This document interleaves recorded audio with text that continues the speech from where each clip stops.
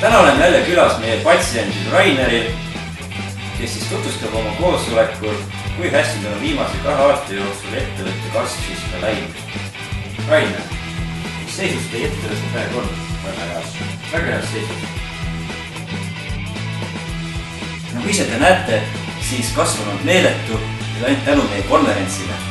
Tulge konverentsile!